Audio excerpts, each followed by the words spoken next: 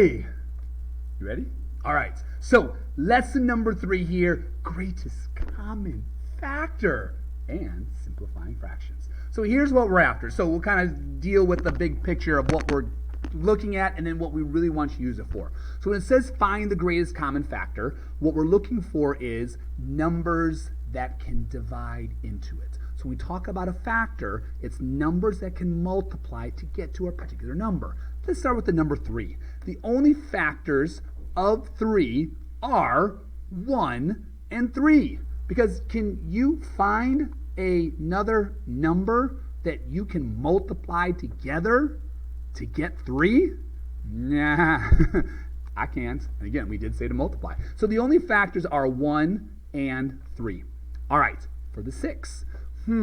I can multiply the 1 and the 6. I can also multiply the 2 and the 3. There's no one else. Who's the greatest number that's in common? Ding, ding, ding, ding, ding. It's 3.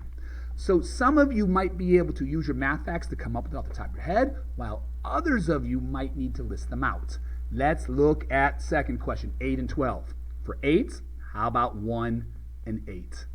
How about 4 and 2? Okay, that's it. Now, how do I know that's it? Because I kind of went through the numbers. And again, I'm using my multiplication facts. How about 12?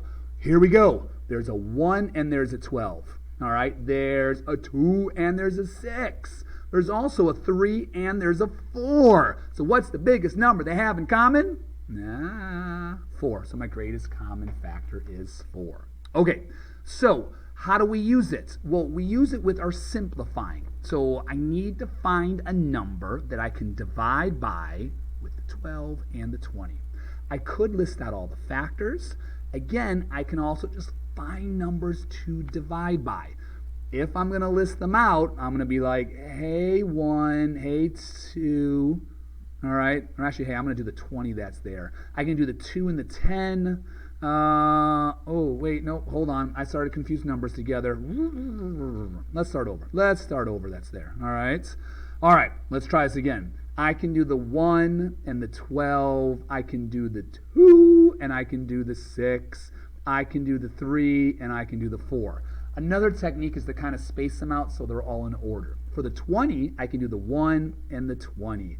I can do the 2 with the 10. And I say with the because I'm multiplying together. 2 times 10, that's 20. Who else? 3? No. 4? Yeah, I can do 4 times 5.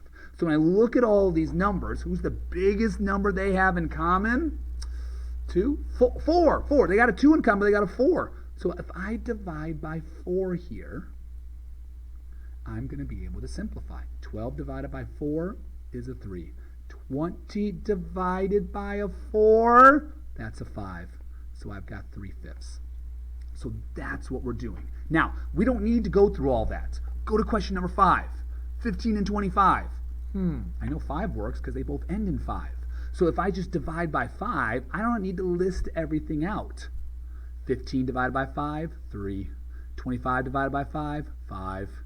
The 7 just comes along for the ride for the whole number. It's got nothing to do with the division that's there. There we go, 7 and 3/5. So that's what we're looking to do, is just find a number that works for both of them. All right? Sometimes you might have to do it more than once, but that's okay. So simplifying, we're really using our multiplication facts here. Let's go down to the bottom that's here. Let's look at the 18 and the 16. All right? I don't want to list them out, so I'll just try the 2. 2 is a small number. I don't know if it's going to work, as in I know it works for both of them, but I don't know if it's going to be the smallest one. So 18 divided by 2, 9. 16 divided by 2, 8. There we go, 9/8. You can leave them as an improper fraction. Some of you are going to want to switch them into mixed numbers, all right? The whole number out in front, not requiring that here at all. So as long as you're dividing by the same number, you are simplifying. One last one we're going to do, and that's question number 10. See the 17? See the 8? Is there a number you can divide them both by? No, there's nothing. So it's simplified. It's simplified. Show's over. Shut it down. We are done. All right, guys. That's what simplifying is about. Finding a number to divide by, and you are really relying on multiplication facts there. Take care.